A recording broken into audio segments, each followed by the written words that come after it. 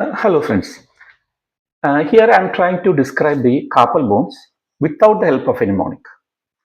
So we would have been familiar with many mnemonics which we use to learn the carpal bones. Here it's an attempt to learn the arrangement, the architecture of these uh, carpal bones without a mnemonic. Now let us see. You can see the 5 metacarpals here representing the 5 fingers.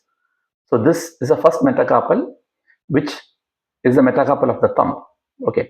So you can see the metacarpal of the thumb articulates with a bone, the carpal bone called trapezium. If you look at the shape of the trapezium, it looks like the trapezium, the geometry of trapezium is exactly the same. More or less, you can remember this by remembering the trapezium which the acrobats, the circus people, those acrobatic works on the trapezium. So we know if you want to grab the trapezium, you need the thumb.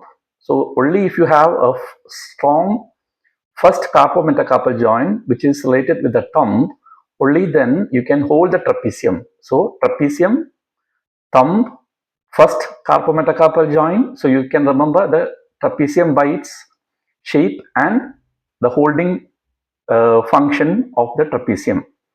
Now, if you look at the more proximal bone called a scaphoid, you can see a boat.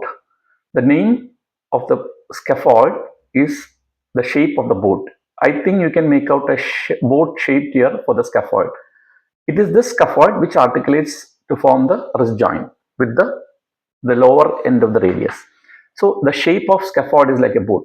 Now let us go towards the ulnar aspect. Okay, so here was the radial aspect.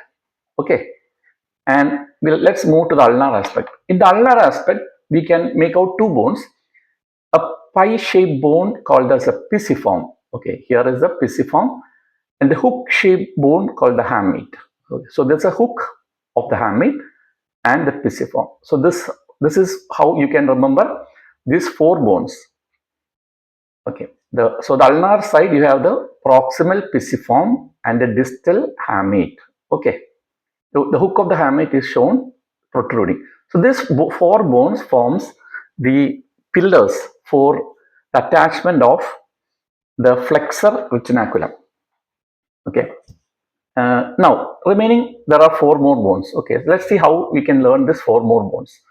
Okay, after the scaphoid, if you move medially, you can see a lunar shape, a semilunar shaped bone called as the lunate.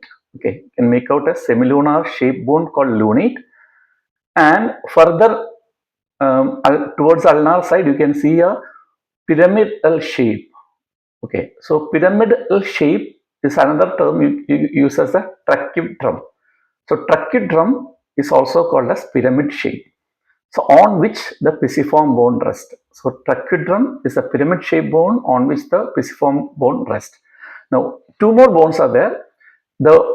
The bone immediately medial to the trapezium is trapezoid.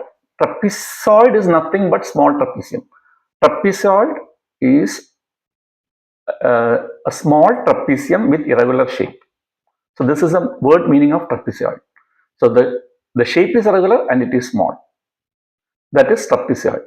If you look little more, the next bone following is called as a capitate.